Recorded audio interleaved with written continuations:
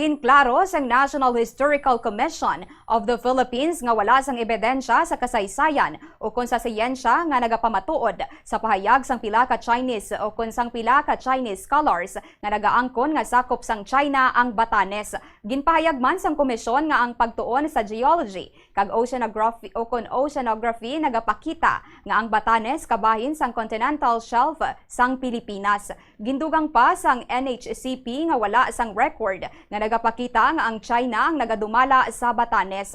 Lakip diri ang ginsulat sang British explorer nga si William Dampier sang 1687 kung sa diin nagapamatuod nga wala sang trace sang Chinese governance sa amo nga probinsya. Ginpabutyag man sang komisyon nga formal nga nanginkabahin sang probinsya sang Cagayan ng Batanes sang 1783 sa panahon sa mga Espanyol kag ginakilala ini nga kabahin sang teritoryo sang Pilipinas sa limpas sang una nga republika. Nagapanawagan naman ang NHCP sa academic institutions nga magpabilin nga mangin matutom sa kamatuoran kag mangin responsible nga researchers bangod ara sa kasaysayan nga ang Batanes kabahin sang teritoryo sang Pilipinas.